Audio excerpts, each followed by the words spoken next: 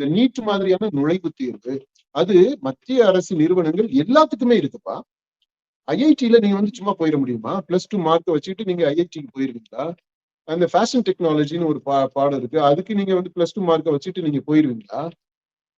எல்லாத்துக்குமே கடுமையான நுழைவுத் தேர்வு இருக்கு. ஐஐஎம்ஸ் சொல்றாங்க, அதுக்குள்ள நீங்க போயிருவீங்களா? சும்மா போயிட முடியுமா? அந்த நுழைவுத் தேர்வுகளை பற்றியெல்லாம் யாருமே பேச மாட்டேன்றாங்க. ஐஐஎம்ஸ் பற்றியோ, அதுல இருக்கக்கூடிய நுழைவுத் தேர்வு பற்றியோ, ஐஐடிஸ்ல இருக்கக்கூடிய நுழைவுத் தேர்வுகளை பற்றியோ ஏன் பேச மாட்டேன்றாங்க?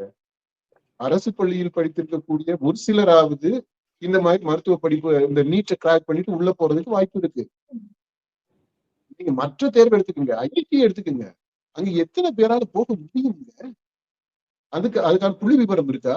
அப்ப இந்த என்ட்ரன்ஸ் டெஸ்ட் எல்லாம் இருக்கு இல்லையா, இத பத்தி யாருமே ஏன் பேச மாட்டேன்றாங்க? அங்கேயுமே நீங்க பாருங்க, இந்த அதாவது நீட்டுக்கு நீங்க என்னென்ன குறைகள் எல்லாம் சொல்றீங்களோ, என்னென்ன விமர்சனங்களை நீங்க முன்வைக்கிறீங்களோ, அந்த விமர்சனங்களை விட இன்னும் அதிகமாக, இன்னும் வேகமாக, இன்னும் ஆக்ரோஷத்தோட அந்த விமர்சனங்களை முன்வைக்க முடியும். இதை பத்தி யாரும் பேசல. இதெல்லாமே நம்ம மக்கள் கவனத்திற்கு கொண்டு போகணும்னு நினைக்கிறேன்.